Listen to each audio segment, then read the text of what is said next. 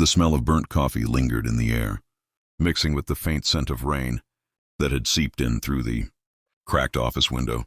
My name is Carl Mason. 2 weeks ago, I had a job, a wife, and a future I thought was steady. Today I was standing in front of my manager's desk with an empty box in my hands and a letter that said termination due to restructuring. Restructuring. That word had a way of sounding polite while gutting your entire life. I'd been at Argent Financial for 9 years, loyal, reliable, invisible. I wasn't flashy, but I was solid.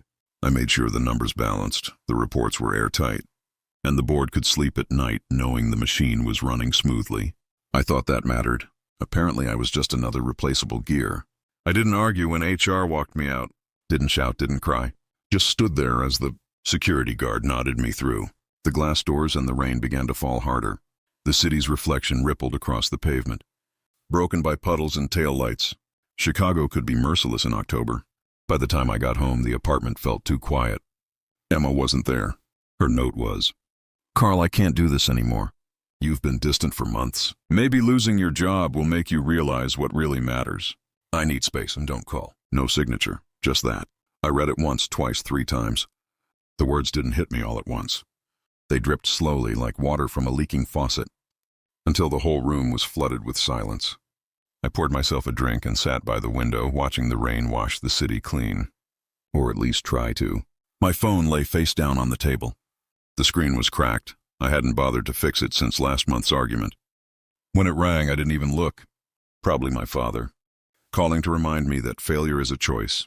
He'd say it in that cold, precise tone of his, the same one he used when he told me I'd never live up to his name. I let it ring until it stopped. Then it rang again. Same number, unknown, with a long international prefix. I hesitated, thumb hovering over the screen. My gut told me to ignore it. But something, curiosity, fate, stupidity, made me swipe to answer. Carl Mason speaking. For a moment there was only static. Then a man's voice, calm and low, came through. "Mr. Mason, this is Daniel Rhodes." The name meant nothing to me. "Who is this?" "How did you get my number?" "I'm calling from Argent Holdings."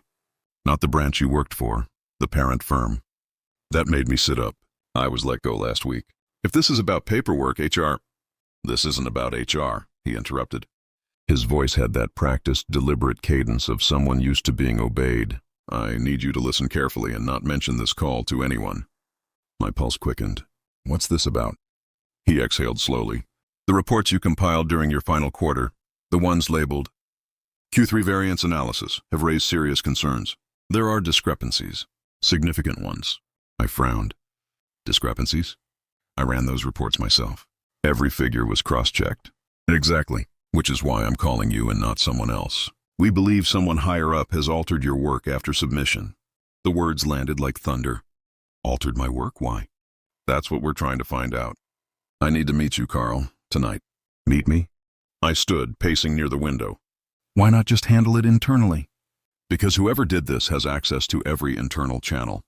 If we're right, they're covering up a multi-million-dollar fraud and using your signature as the paper trail." My throat went dry. "You're saying I've been framed?" "I'm saying you were the only honest one left," he replied. "And now they're going to make you disappear on paper, and maybe outside of it, too." The line crackled. Somewhere behind him I heard voices, hurried footsteps, a door closing. "Mr. Mason," he continued, voice lower now, "what I'm about to say stays between us. Go to the Lakeview underpass, the one near the old train yard. There's a diner called Harper's. Be there by 9 p.m. I'll explain everything." The call ended. No goodbye, just silence. I looked at the clock. 8:07 p.m. The glass in my hand trembled. The rain outside had turned to sleet. I could almost hear Emma's voice in my head. "You're too cautious. Too predictable, always playing it safe." Maybe she was right. But tonight, for the first time in my life, caution wasn't an option. I grabbed my coat, locked the door behind me, and stepped into the storm. The streetlights flickered as I walked. Somewhere deep down, beneath the cold and the confusion, a thought was taking shape, one that chilled me more than the wind. If my work was tampered with, then someone inside Argent wanted me erased.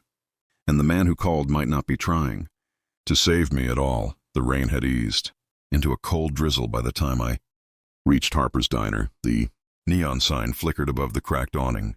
its buzzing hum cutting through the stillness of the street. It was the kind of place you'd miss if you blinked, a relic from another decade, where the coffee was burned and the waitresses called everyone Hun. I pushed open the door. A bell chimed and warm air smelling faintly of bacon grease and bleach greeted me. Only a handful of customers sat inside, a trucker nursing a mug near the counter, a young couple arguing in hushed tones by the window, and an old man asleep in a booth with a newspaper spread across his chest. I checked my watch. 8:58 p.m. Then I saw him. A man in a charcoal suit sat in the corner booth alone. Stirring a cup of coffee, he clearly wasn't drinking. His hair was streaked with silver, his jaw tight, his eyes scanning the room behind rimless glasses. "Mr. Mason," he said as I approached, voice low but crisp. "You came." "Daniel Rhodes," I said, sliding into the booth across from him. "You've got 5 minutes before I walk out." "Start talking." He studied me like a teacher measuring whether a student deserved the full truth. "You're not easy to rattle, are you?" "You'd be surprised," I muttered. Rhodes leaned forward, folding his hands on the table. "You were fired under the pretext of downsizing. But that's not why you were let go. Someone inside Argent Financial has been diverting client funds, over $60 million, across offshore accounts. The discrepancies appeared in your reports first. Whoever's running the operation needed to erase the paper trail, and you were the easiest scapegoat." My pulse thudded in my ears. "So I'm the fall guy?" He nodded slowly. "You've been made to look complicit. The forensics team found authorization under your credentials. Wire transfers, signatures." "I didn't sign anything," I said sharply. "I believe you," Rhodes replied, eyes steady. "That's why I reached out. But the clock's ticking. You're already being investigated internally, and soon the authorities will be brought in. Once that happens, you won't get the benefit of the doubt." I sank back in the seat, trying to process it all. "Why should I trust you?" "Because I have something they don't." "Want you to see." He pulled a small flash drive from his coat pocket and set it on the table. "Encrypted files, audit trails, emails, transaction histories, and one name that ties it all together." "Who?" He hesitated. "Evelyn Cross." The name hit me like a jolt. Evelyn was my department head, my mentor. She'd trained me, vouched for me, even toasted my promotion last year. "That's impossible," I said quietly. Rhodes's gaze didn't waver. "I wish it were. She's been laundering funds for the executive board. She used your system access to disguise the transactions. When you were terminated, they closed the loop. Clean exit. No witnesses." My hands clenched around the coffee cup. "Why tell me this? If they find out you've talked to me..." He smirked, but there was no humor in it. "They already know. They've been watching me for weeks. That's why this meeting can't last long." Outside, a car engine idled. I turned my head toward the window. A black SUV sat across the street, lights off, windshield slick with rain. Rhodes's tone hardened. "They're early." "What?" "Listen to me," he said, his hand gripping mine across the table. "Take the flash drive. Don't go home. Don't call anyone. There's a storage unit off Canal Street, number 317. Everything you need is there. And Carl..." Before he could finish, the diner door swung open. 2 men in dark coats stepped in. They weren't there for coffee. Their eyes swept the room like radar. Rhodes' fingers tightened around the flash drive. He slid it across the table. "Now go." I slipped it into my jacket just as one of the men's gazes locked on us. "Mr. Rhodes," the taller one said, his voice too calm to be casual. "You shouldn't have left the office." Rhodes didn't flinch. "You'll have to speak to my attorney." The man smiled. "We already have." He reached inside his coat. My instincts screamed. I didn't wait to see what came next. I bolted from the booth and pushed through the back door, the bell above it jangling as I hit the alley. Cold air knifed my lungs. Behind me, the diner erupted, shouting, shattering glass, a muffled thud. I didn't look back. I ran through the rain-slicked streets until my legs burned. Finally, I ducked into an alley, pressed my back against the brick wall, and tried to breathe. I pulled out the flash drive, its metal surface slick with rain. Rhodes was either dead or captured. I was now holding the one thing they'd kill to retrieve. And then my phone buzzed. A new message. No number, just one line. "You should have stayed fired, Carl." Rain hammered against the alley's rusted dumpsters as I stared at the message glowing on my cracked phone screen. "You should have stayed fired, Carl." No number, no name, just a digital ghost slipping through the static of the night. My My pulse pounded so hard I could hear it in my ears. I shoved the phone into my pocket and clutched the flash drive like it was the last piece of oxygen in a drowning world. My shoes squelched in puddles as I made my way toward Canal Street, every passing headlight slicing shadows across the wet pavement. I kept glancing behind me, no footsteps, no engines. But paranoia doesn't need proof. It feeds on silence. By the time I reached the industrial district, the drizzle had thickened to a steady downpour. Storage Depot 49 loomed ahead, a stretch of corrugated metal doors, each tagged with faded numbers and graffiti. The sodium lights buzzed overhead, casting the whole lot in an amber haze. Unit 317. My fingers trembled as I slid the key Rhodes had given me into the padlock. It clicked open with a dull snap, and I pushed the door up. Inside was darkness, cold and still. I flicked on the bare bulb hanging from the ceiling. What I saw wasn't what I expected. No stacks of documents, no secret computer rigs, just a single wooden crate, about waist high, with my name scrawled on the lid in black marker, Carl Mason. For a long second, I just stared at it. Then I pried it open. Inside were files, and dozens of them. Manila folders marked Argent Financial, Internal Audit, Cross Communications, Offshore Holdings, Project Orion. And sitting on top of it all was a sealed envelope. I tore it open. Inside was a short handwritten note. If you're reading this, Rhodes didn't make it. Don't waste time looking for help. Everything you need is in these files. The password to decrypt the drive is the date Evelyn fired you. Dear. The date. My mind flashed back. March 12th, the day my career and life had collapsed in a single email. I pulled out my laptop, old, battered, the kind of machine no one would think worth stealing, and slotted in the flash drive. It demanded a password. I typed 312225. The screen flickered. A folder opened. Inside were emails, spreadsheets, PDFs, all trails of financial deceit. But one file stood out. Audio confidential, Argent Room 47 to MP3. I clicked it. The hiss of static gave way to voices. Evelyn Cross. He's getting too close. The Mason reports don't add up unless he's digging where he shouldn't. Unknown male. Then make it look like negligence. Transfer authorization in his name. Cut him loose and frame the audit trail. Evelyn. And Rhodes? Male. He'll stay quiet. He has his own secrets to protect. Evelyn, pausing. If he doesn't. Male. Then we erase him too.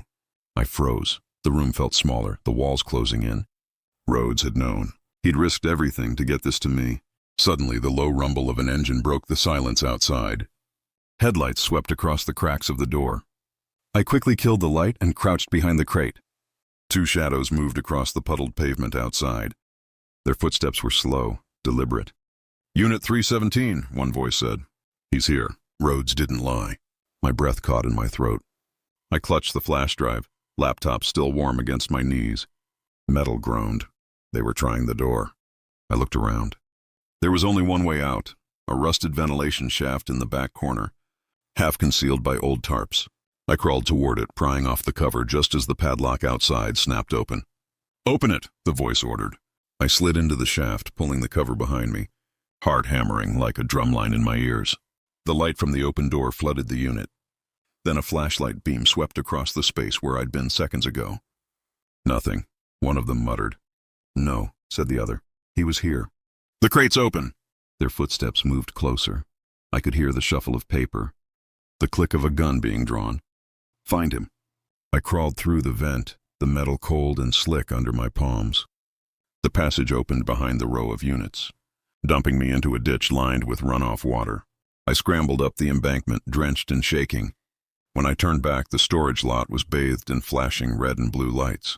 Not police, security detail from Argent, the same suits that had walked into Harper's diner. They weren't just cleaning up a mess. They were hunting the last loose end, me.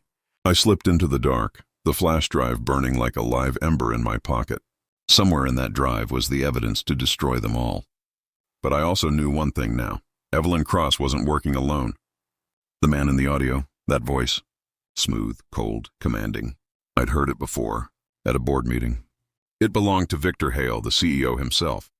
And if Victor Hale was part of this, then every single thing that had happened, my firing, Rhodes's death, even that message, had been planned. And the next move was mine. Rain still clung to my jacket as I stumbled through the back streets, lungs burning from the sprint. My mind raced faster than my legs. Victor Hale, the man whose signature was on my termination letter. The man who had shaken my hand the day I got promoted. And now, the voice behind the plot that ruined everything.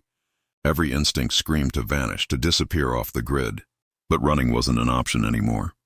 Rhodes died trying to expose them. I owed him more than fear. I ducked into a 24-hour laundromat, the kind of place where no one looks at anyone else. The hum of dryers drowned out my breathing. I plugged in my laptop, tethered to the flickering wall outlet, and opened the files again. Hidden deep inside one folder was an encrypted document labeled Project Helix. The file size was massive. Too massive. When I tried to open it, the laptop froze, fans roaring. A black window blinked open on its own, lines of code scrolling faster than I could read. Then a message appeared in red text. "You were warned, Carl." The screen went black. Smoke hissed from the laptop's vents.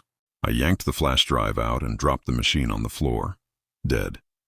I wasn't safe. They were tracking the data. Through the laundromat window, a black SUV rolled past slowly. Then it stopped.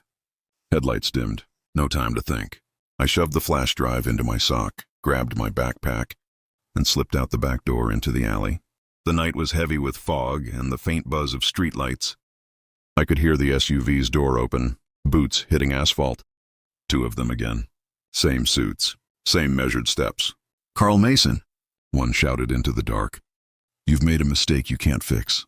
I ducked behind a dumpster, clutching my breath, heart hammering like a drum. A rat scurried past.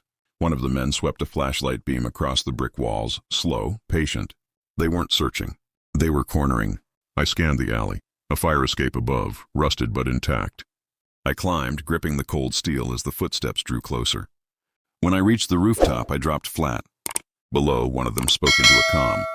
"He's moving north. Block the next street." They knew my route. They were tracking my phone. I tore it apart, smashed the SIM card under my boot, and threw it into the night. From the rooftop, I could see the skyline, the Tower of Argent, financial glowing like a blade through the fog. Victor Hale's empire, my former life gleaming above the chaos he built. I swore right there.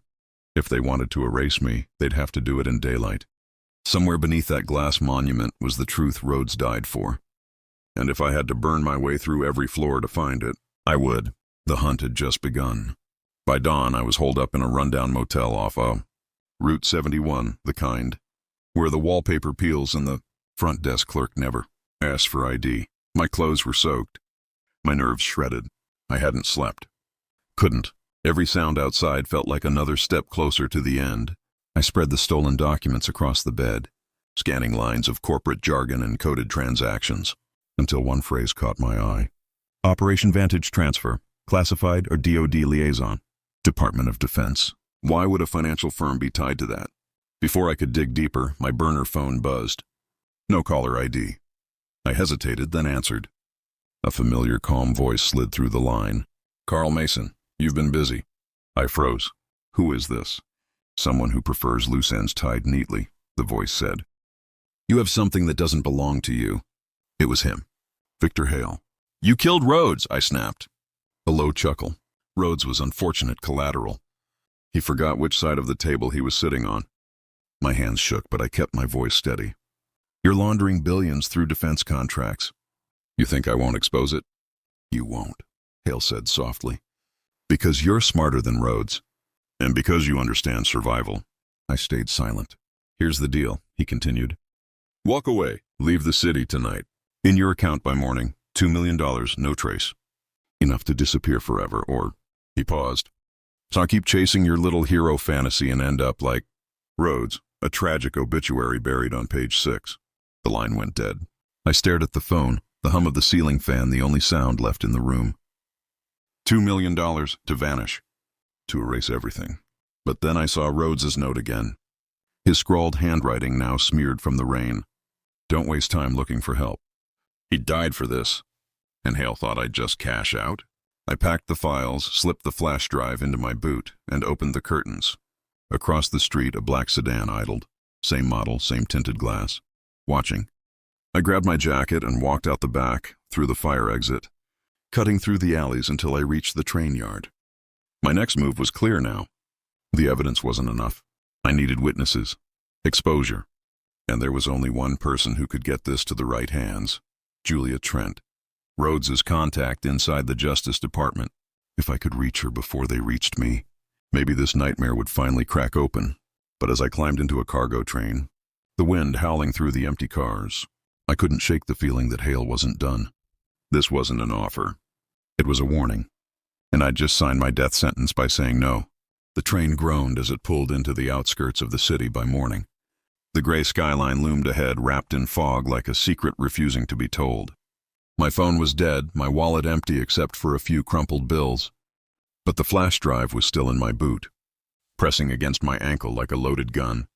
I knew Julia Trent from Rhodes's notes, a senior investigator for the Justice Department's Internal Integrity Division. According to what I'd pieced together, she'd been investigating government contracts linked to Sterling and Rowe, the same trail Rhodes had been following. If anyone could help me, it was her.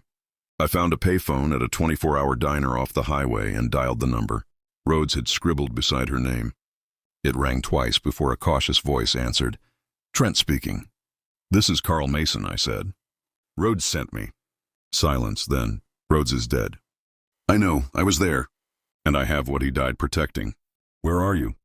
I hesitated, scanning the diner. A couple truckers sat at the counter, eyes fixed on their plates.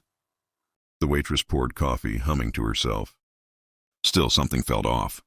"I'll find you," I said. "Carl, wait." I hung up and left before anyone could follow. By nightfall, I reached the old industrial district, half-abandoned factories, rusted pipelines, and rows of flickering streetlights. The address Julia texted after I'd called again was an old warehouse near the river. It was too quiet. No cars, no guards, just silence heavy enough to crush sound. I stepped inside. Dust hung in the air like smoke. "Julia," I called out. A figure moved from behind a support beam, tall, dark trench coat, gun drawn. "Drop it, Carl." It wasn't Julia. The voice belonged to Evan Cross, Hale's security chief, the same man I'd seen walking Rhodes out of the building hours before his death. "How did you really thought she'd meet you?" He cut me off. "Julia Trent doesn't exist. She was bait, Carl. You walked right into it." The blood in my veins turned to ice. He gestured toward the corner. Two more men stepped out of the shadows, weapons ready. "Boss says you've caused enough noise," Evan said, smirking. "But he's a generous man. He still thinks you might change your mind." I clenched my fists. "And if I don't?" Evan tilted his head.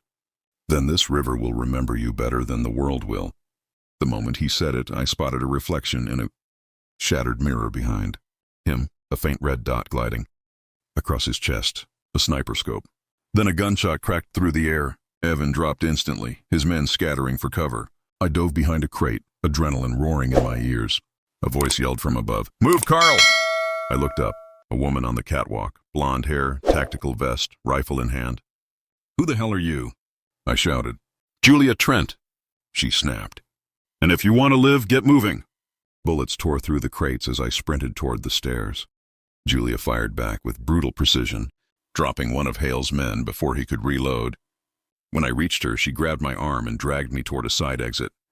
"Rhodes told me about you," she said breathlessly. "You have the files?" "In my boot." "Then we need to get to the field office." "Hale's got people everywhere. We can't trust anyone but my team." Sirens wailed in the distance. Maybe cops, maybe not. We raced through the alleys, the river glimmering faintly behind us. For the first time in days, I felt something close to hope. But that feeling lasted only until Julia's phone buzzed. She froze mid-step, staring at the screen. "Julia?" I asked. Her eyes met mine, and there was fear in them. "They found us," she whispered. Headlights flared ahead. Black SUVs screeched into the alley, doors flying open. Men in tactical gear poured out, weapons raised. Julia raised her gun, face pale but steady. "Run, Carl!" "What?" "Run!" she screamed, and fired the first shot. I didn't look back. I just ran as bullets ripped through the air, and Julia's gunfire echoed behind me like thunder. And then, silence. I turned the corner, and realized I was alone again. Completely alone. And now Hale knew exactly where I was. The city never truly sleeps. Even at 3 a.m., Chicago hums like a living machine. Cold, restless, endless. I stumbled through the rain-soaked streets. Lungs burning, clothes drenched in sweat and blood. Somewhere behind me, sirens wailed, distant but drawing closer. Julia was gone. The last thing I saw, before she fell, was her dropping, her gun beside the car and mouthing, "Run." I didn't stop running until the city lights faded behind me. I ended up at the old train yard, the same one my father used to take me to when I was a kid. Back then it had felt like a place of wonder. Now it felt like a graveyard. I collapsed behind a rusted freight car and pulled out the flash drive. The thing that had gotten Rhodes killed, that had cost me my job, my family, my peace. I stared at it, a small, stupid piece of plastic.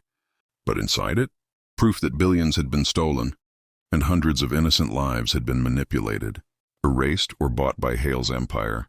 I plugged it into a burner laptop I'd stolen from the diner earlier. The screen flickered to life, and for the first time, I saw everything. Email chains, off-the-books transfers, names, senators, defense contractors, even judges. They were all in on it. Rhodes had uncovered a web that stretched into places no one dared touch. And I was holding it all.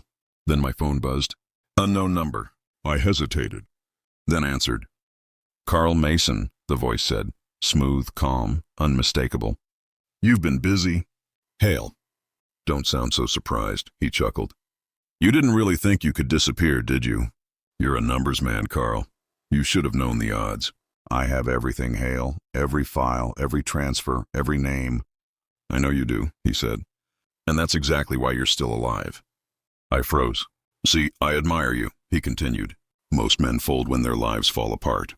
You, though, you kept digging. You kept fighting. That's rare. What do you want?" "I want to offer you a deal. You give me the drive, I'll make you disappear. New name, new life, clean slate. You can start over, Carl, or—" He paused. "You can leak it and watch everyone you love burn for it. Because make no mistake, I'll reach them before the story ever hits daylight." I clenched my jaw. "You're bluffing." He laughed. "Am I?" A soft ping echoed from the laptop. A live notification, a file uploading automatically. Julia must have set it up before she died. The data was transferring to a secure DOJ server. Hale's tone shifted, sharp now. "What did you do?" I smiled bitterly. "I didn't do anything." "Julia did." "Julia?" His voice darkened. "You mean the agent we found dead in the alley?" "She's more alive than you think." I hit enter. The last piece of the file. Hale's direct communication logs and uploaded. A confirmation window popped up. "Transfer complete." "Game over," I said quietly. The line went dead. Seconds later, headlights flared across the train yard. SUVs rolled in, tires slicing through puddles. Armed men jumped out, fanning across the lot. I ducked behind the freight car, bullets shredding metal above my head. But before they could reach me, helicopters roared overhead. The sky exploded with spotlights. Loudspeakers blared, "Federal agents! Drop your weapons!" I watched, breathless, as Hale's men were pinned to the ground by agents in tactical gear. A tall figure in a black coat approached me, badge glinting in the floodlights. "Mr. Mason," she said. "Yeah," I croaked. "I'm Deputy Director Lawson, DOJ. We received your transmission." "You did the right thing." I looked past her, at the chaos, the men being cuffed, the evidence being seized. "Did I?" I muttered. Because somewhere deep down, I didn't feel like a hero. I felt like a ghost crawling out of his own grave. Lawson handed me a sealed envelope. "This was left for you by Agent Trent. She scheduled it to be delivered, if she didn't make it." I opened it. Inside was a single note written in Julia's neat handwriting. "You weren't meant to save the system, Carl. You were meant to break it." And beneath that, a train ticket to somewhere far north, and a small flash drive with the words, "Backup," in case they lie scratched into it. The agents led Hale away in cuffs minutes later. Even from a distance, I could see the rage in his eyes, the kind that said this wasn't over. As the first light of dawn crept over the horizon, I stood alone by the river, the city stretching out in front of me like a map of everything I'd lost and everything I'd exposed. Maybe I'd die poor, maybe I'd vanish, forgotten, erased from every record. But tonight, for once, the truth didn't belong to them. It belonged to me, and somewhere I could almost hear Julia whisper, "You finished what he started." The wind carried her words away, and I walked into the sunrise, carrying nothing but the last flash, drive and the weight of a war no one knew had been fought.